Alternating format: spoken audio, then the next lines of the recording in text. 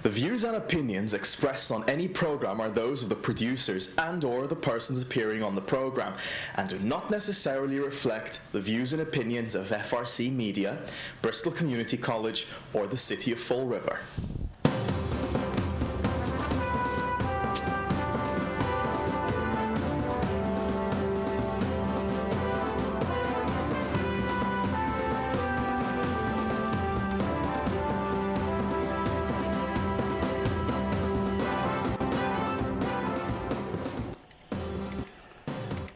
Well, good morning. Hello, we're here. Hello, welcome to Spindle City Straight Talk.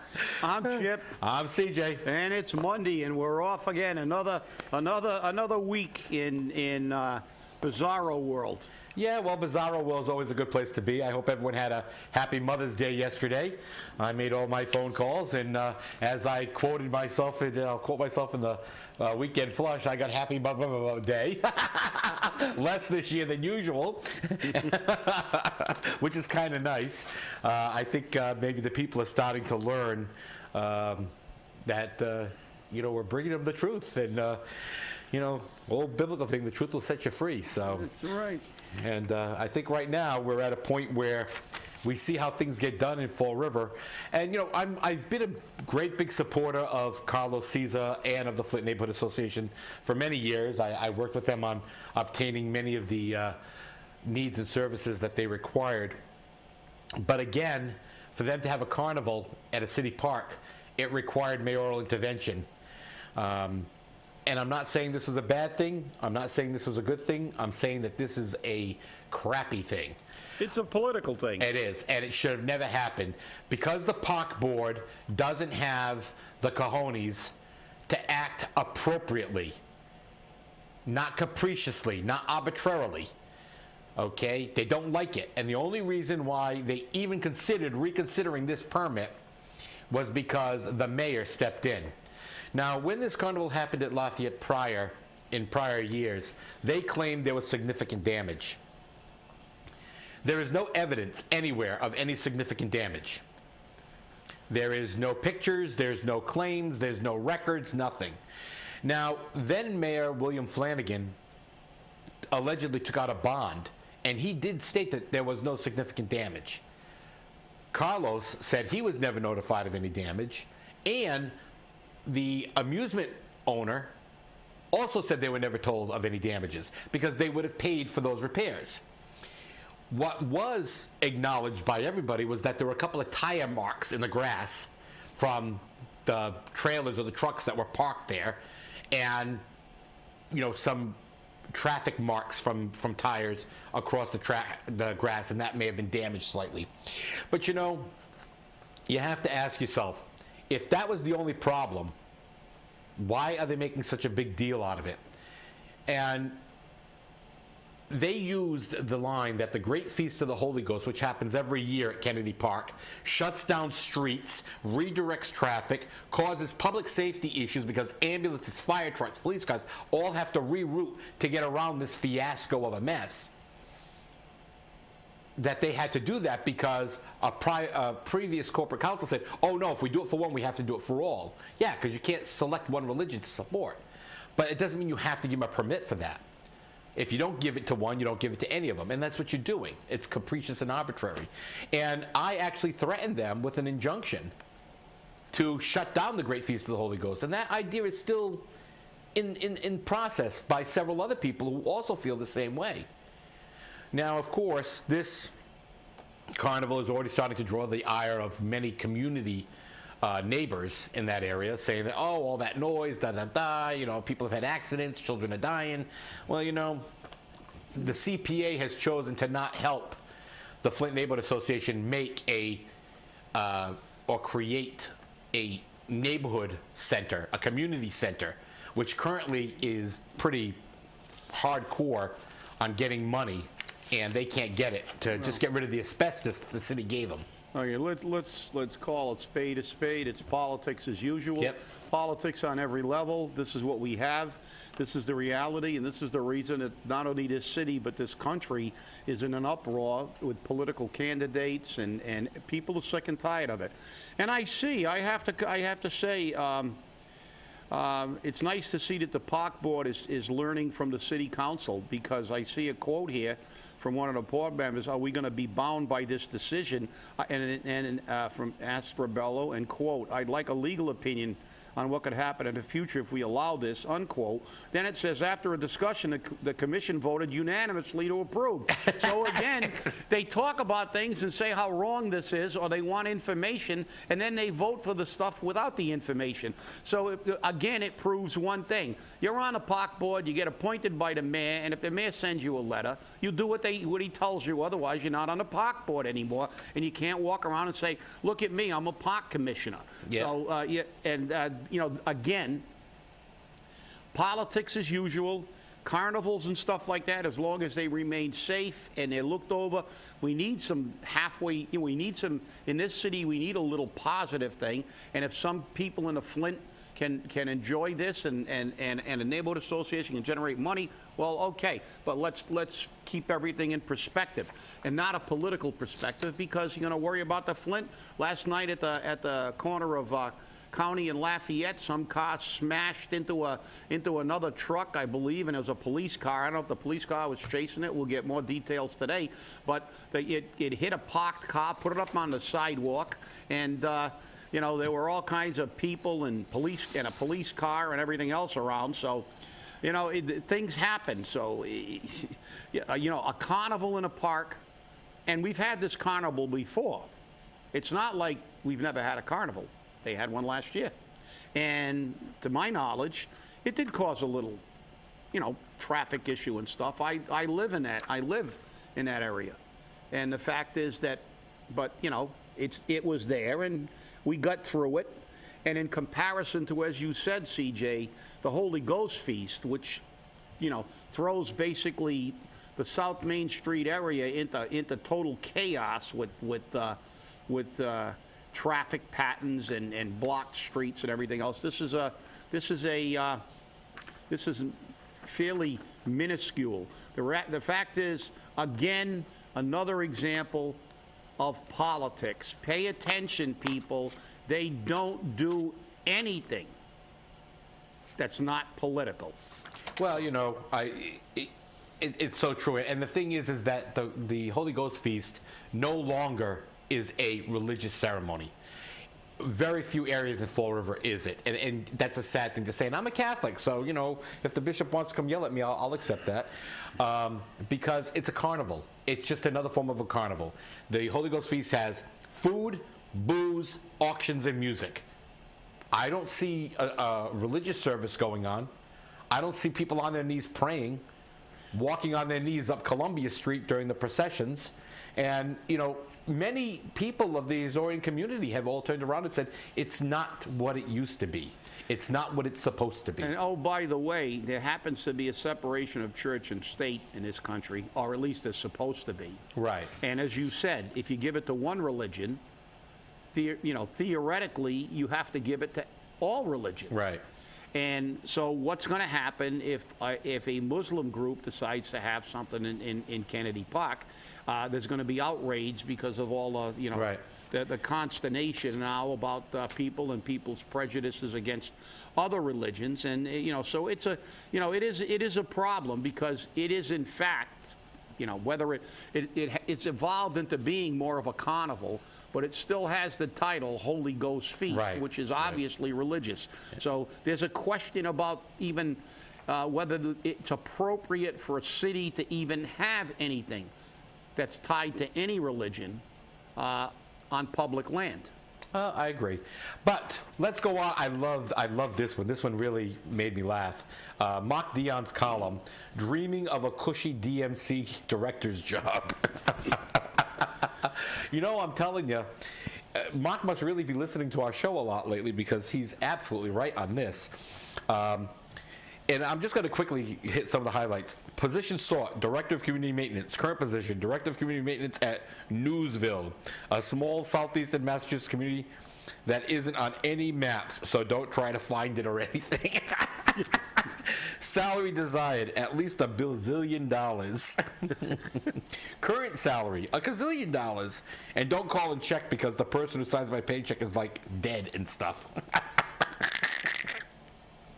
Where do you see yourself in 5 years? Suing you for something. I'll tell you, his columns have been getting better and better. And some people, were like, you can't do this, you shouldn't be saying this, ain't too bad, And he, some of the questions he has about the job, how much vacation do I get? I was going to buy a new tie for the job interview, but then somebody told me you don't have to do an interview. You send in your resume, you get hired. The first time they see you is when you come in to sign the contract. By the time they get a look at me, it's going to be too late. Wish me luck. Yeah. But look, he's right on the money, as we said. I mean, and obviously, even if you have a city council review, you're still going to get the job, even with these lack of qualifications or thereof.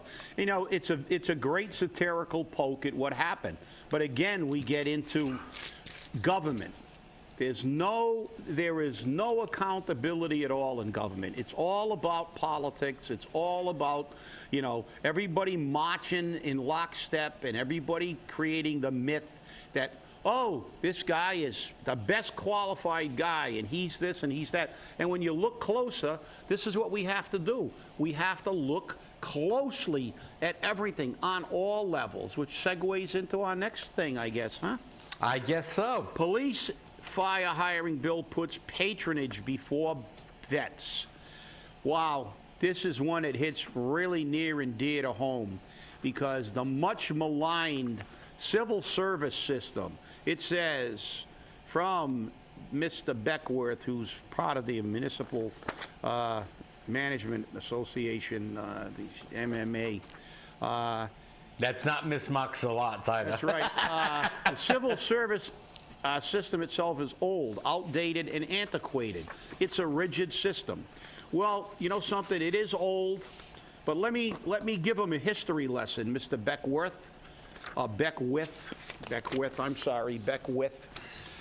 The civil service system, even though politicians can screw anything up and they can politicize anything, they can politicize, you name it, they'll get politics, they'll get their greedy political mitts and distort anything you do.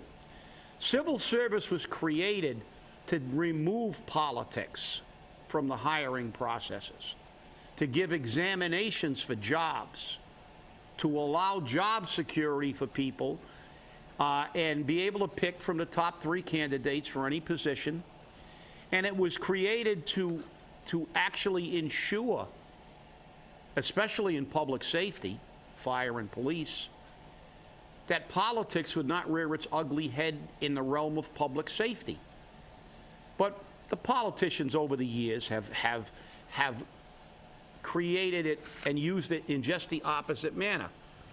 The proviso that said we can select from the top 3 candidates was to give the top 3 people with the top 3 marks and give the hiring municipality the opportunity to take someone who maybe didn't get the highest score, but he got one of the top 3 highest scores, but maybe had credentials like he ran that department for years and he was the first assistant and whatever.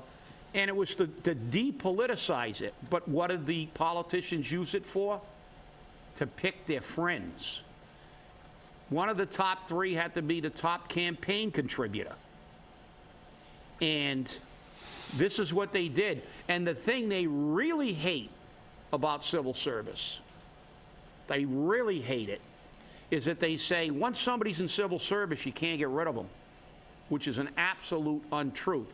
If you go to Chapter 31 of the Massachusetts General Laws and look at what I believe, and I haven't looked at it in a long time, Section 41 through 45, it's the disciplinary procedure to remove someone from a civil service position or discipline them.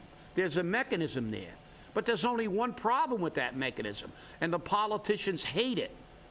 You actually have to prove that the person isn't doing his job. Not that they're not given to your campaign fund, or they haven't kissed your butt lately, or they won't turn their head when you call them up and say, hey, don't enforce the law for this guy, he's one of my friends. That's the problem with civil service. That's the reason that as the president of the Firefighters Union, I fought hard enough to make the fire department the only position, the only department head that was not removed from civil service. And they did remove it after I left, but look what happened. It was such a fiasco, they put it back in civil service. And I'm going to tell you, the police chief and the fire chief and every department head, but especially public safety chiefs, should be civil service, because then they can enforce the laws, do their job, and not have to kowtow to the politicians. Because I don't care who you are. If you're a contract chief and your contract's on the line, you're going to do what you're told if you want to make a living. And that's the problem.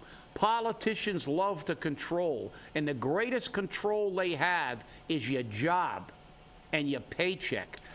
Police chiefs and fire chiefs should be able to go up in front of a TV camera and tell the mayor to go shove it up where the sun doesn't shine when they're jeopardizing public safety, when they're cutting manpower so much, like Leo Stapleton did in the city of Boston, when they cut the Boston Fire Department.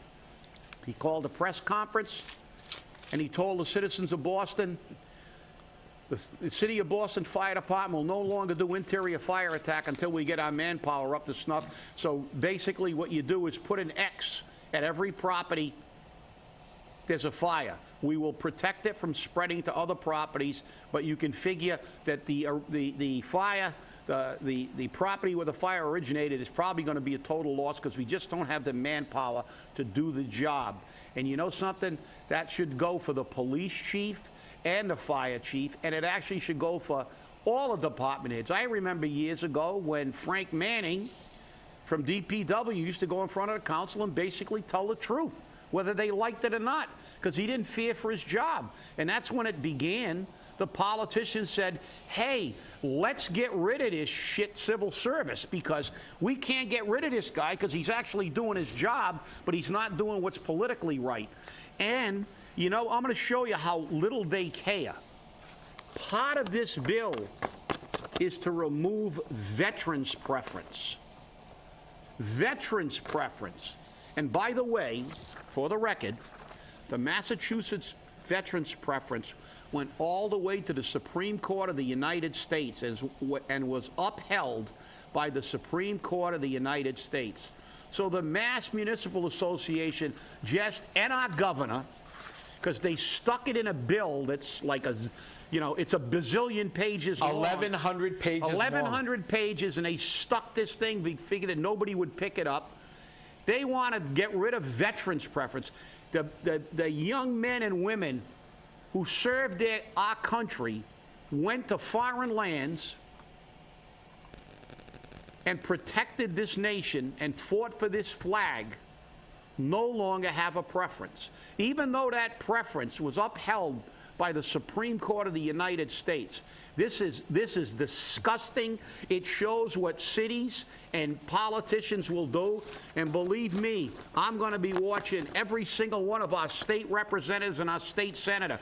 And if they vote in favor of this, I'll be working for whoever's running against them at the next election. Well, I did reach out to Representatives Alan Sylvia and Paul Schmidt this morning. Both of whom are veterans. Both of whom are veterans, and they weren't available to answer the phone at that time. But during the show, they have been calling, but obviously I can't answer the phone while we're on the air.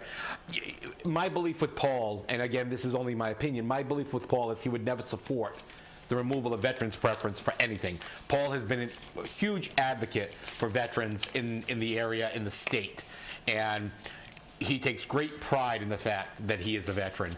Alan Sylvia, I don't believe, would support the removal of veterans' preference either.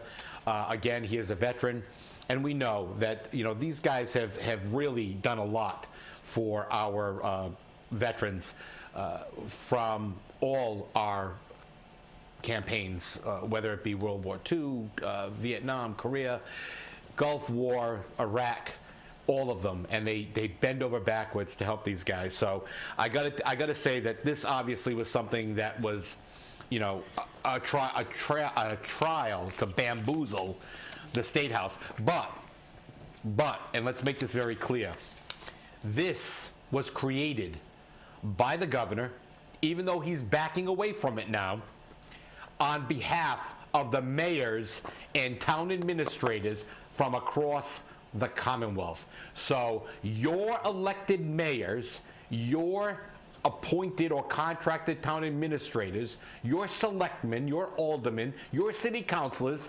want this so that they can get rid of whatever they want to get rid of, and again, deny the people of Massachusetts their rights, their voice.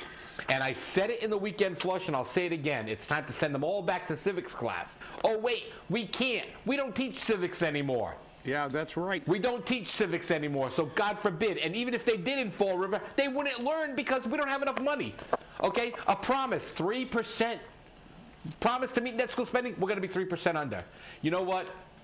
Prioritize. Maybe less people in the mayor's staffing to throw a little more money into the school department budget. Maybe a little fewer people that are assistant directors of departments. And maybe a few firings of department heads who fail in their job might start to make some money available in Fall River for the projects that are necessary, like police, like fire, like teachers. Well, let's look at this for what it truly is. They want to be able to get all their hacks in every position, not just administrative positions that aren't unionized or civil service. Because if it's civil service, you got to take a test, and you've got to get on a list, and there is a mechanism. They want to politicize. This is what they want to do, people. This is what they want to do. This is going to make things better. Just look at how well we did with hiring the DCM director. These are the people who want control of all the hiring for all the departments, so they can put all their friends in every job, at every level, from the lowest job to the highest job. And then they can pay them whatever they want. And look what happened to Rhode Island. Rhode Island's got they've basically let cities and towns run their own hiring systems. And look at Rhode Island.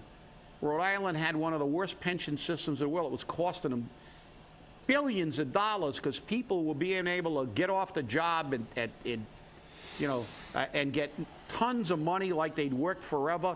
The system was totally political, and they gave their friends jobs, and they manipulated the system for their friends. And they want to take it. Of course, they want to get rid of civil service, because civil service actually protects people who aren't politically connected and allows you to go there on your merit. And they can say what they want about civil service. They terminated people through the civil service process. I participated in those hearings when they had cause. How many administrators, how many political appointees have you ever seen terminated for lack of performance and out incompetence? We see it in this city every single day. When's the last time you saw, look at Nunes. He drew a paycheck for a couple of years, and the only answer he ever gave was, I don't have those figures right now. I'll get back to you. And he made 6 figures, and we see it every day. Look what happened with the windows. No accountability, no consequences. You can continue and go on and on. What happened with the DCM director? Everybody reviewed his credentials. Now we got a satirical piece you have to laugh to keep from crying. And these are the people that want control, and they do it under the guise of this is going to help cities and towns to better manage. Well, we know how the city of Fall River manages. It doesn't. It manages to spend all your money and never cut anybody's pay that they like, and create all kinds of jobs for their friends. So I don't know about you, but the last people I want to see controlling hiring, if anything, they should reinforce and strengthen the civil service process and improve it, because it protects and insulates those people from political intervention. Interesting. I agree with you, and I'm the victim of, political hackery under the civil service system, I scored at the top of the list for a police department's position here in the city, and this was years and years ago, back in the 80s, and they found a reason to say no, and they paid for it ad infinitum since. They paid dearly, which is another thing. We had people that were veterans that Mayor Ed Lambert bypassed to put on some of his friends, and because they were on a civil service list, they got to appeal it, and they ended up getting on the job. And this is the thing, and like I said, the thing that really, really upsets me, this isn't a question of, is our veterans' preference unfair? Well, I guess you can think it is, but the fact is, this went to the United States Supreme Court. The Supreme Court of the United States said this veterans' preference is okay. I remember that very well because I was on the fire department when this went to the court. It took so long to adjudicate this matter that we had to put on provisional firefighters. We couldn't hire off the list until this case was settled. And it was a couple of years. We had provisional firefighters on the job. And then when the Supreme Court of the United States upheld the Massachusetts veterans preference, you know what they did? The politicians ran in, and just before that ruling became, and I don't know why, but because I think that once they made the ruling for something that was already in place, it should have went in immediately, but they gave them a 30-day window. And what they did was every city and town in the state dumped all their non-vets, got them on a job as quickly as they could. Every non-vet that was on the list that was politically connected got stuffed on a job before the veterans preference came back into existence. And you know something? Anybody that wears the uniform of the United States took the time in their life to give 3, 4, 6, whatever years to serve this nation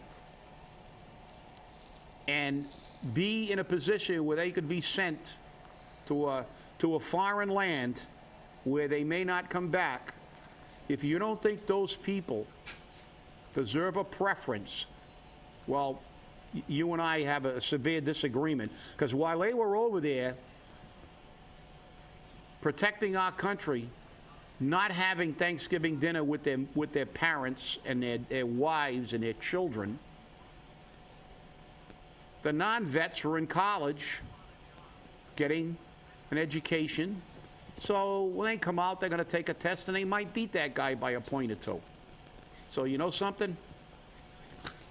This is why you can hire from the top 3. The fact is, to actually have the audacity to say, we have to look at this in a broader context. It's about local management. When you're talking about taking something away from people who served our nation, you know, Mr. Beckworth, I hope I don't run into you someday, because I will give you you and I will have a very vigorous debate, because people like you disgust me. You are the people who don't care about the people who serve this country. Well, you know, Chip, what's that old saying? All gave some, but some gave all. That's correct. And, you know, we have too many vets who are homeless, living on the streets, That's and right. begging for a meal. And some gave none. That's it. And we remember those people very well. Thanks for watching. It's always a pleasure to be here on Spindle City Straight Talk and to be here with you. Thanks for inviting us into your home. We'll see you on Wednesday. And stay angry, especially if you're a vet.